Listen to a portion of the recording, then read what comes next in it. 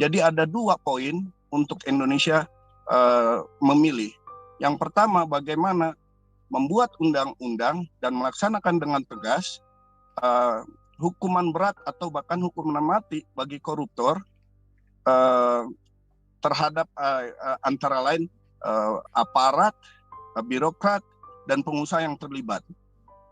Atau yang kedua pilihannya, biarkan kanker korupsi ini menggerogoti dan membunuh bangsa Indonesia itu sendiri.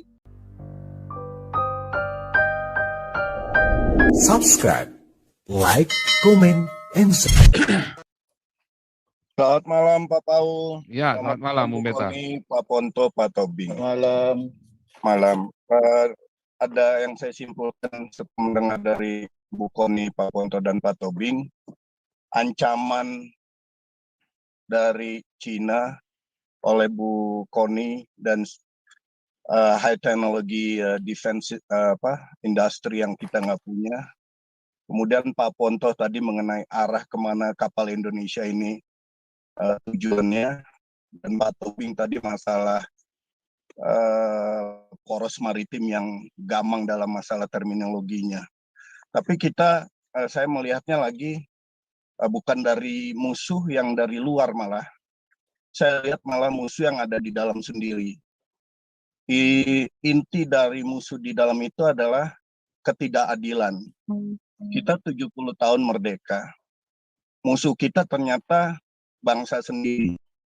Hegemoni bukan dari penguasa Cina atau Amerika. Hegemoni malah yang dirasakan oleh suku-suku etnis di Indonesia sendiri itu dirasakan terancam dari bangsa Indonesia sendiri, di mana mayoritas suku yang di dalam sendiri. Itu yang pertama. Kedua, tidak adanya keadilan dalam penegakan hukum yang sudah bercampur baur di seluruh sendi kehidupan bangsa melalui korupsi. Sehingga kalau kita tanya rakyat di bawah, mereka nggak pusing dengan Cina atau Amerika atau siapapun. Yang mereka pusing bagaimana besok mereka makan, sementara ini tanah nenek moyangnya ya yang udah berkelanjutan turun-temurun dari zamannya Pak Harto lewat transmigrasi yang dibiayai negara, tapi mencaplok tanah-tanah negeri, tanah-tanah adat yang mereka sendiri akhirnya melihat bahwa mereka terasa terjajah. Nah, ini yang nggak dilihat sama pemimpin-pemimpin pemikir-pemikir bangsa kita. Mungkin saya melihatnya dengan adanya proyek-proyek transmigrasi mungkin untuk pemerataan penduduk, oke. Mungkin untuk biar daerah-daerah bisa berkembang karena ada human resource yang cukup. Tapi nggak dilihat bahwa ada budaya-budaya lokal yang merasa tersisih atau bahkan terancam. Nah, ini terus kalau misalnya terjadi pemerataan penduduk dengan cara yang natural tanpa dibiayai negara, mungkin beda jadinya. Tapi misalnya gini ya, di Pulau Buru, di Pulau Seram, ini saya ambil contoh dari Maluku aja nih Pak.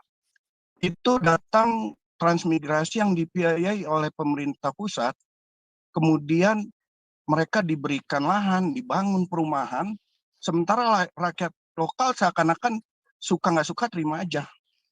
Akhirnya di situ ada perasaan gap antara penduduk asli dan pendatang itu ya jelas mengecewakan penduduk asli, tapi karena mereka tidak kurang pendidikan dan mereka tidak punya kekuatan, ya itu yang turun-temurun mereka merasa seperti dijajah. Ini yang nggak dilihat.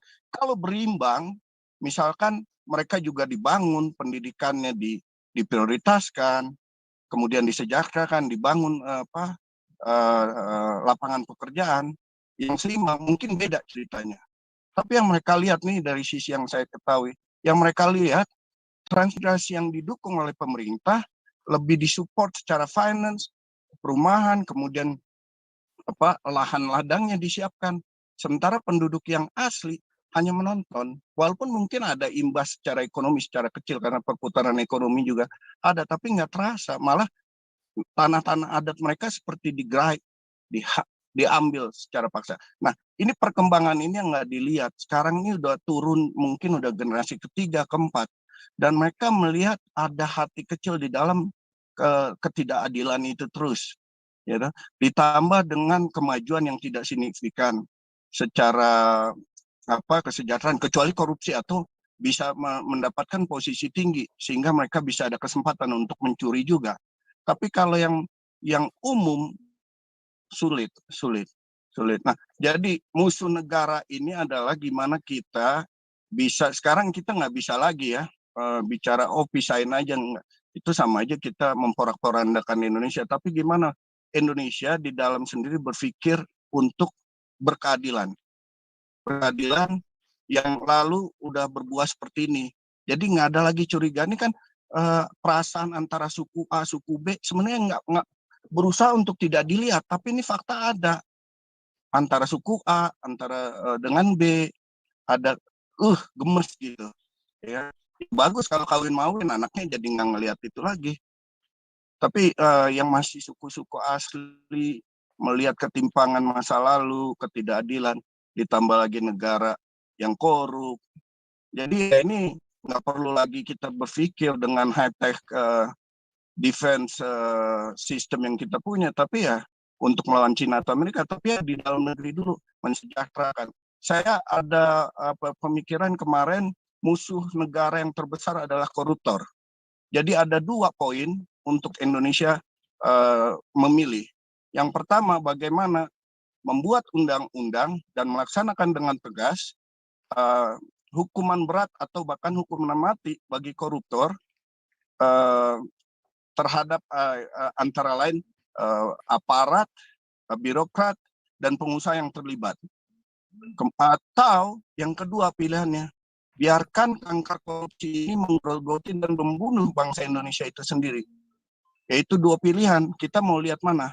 Kita mau tindak, mungkin bukan selalu berlaku selamanya, enggak.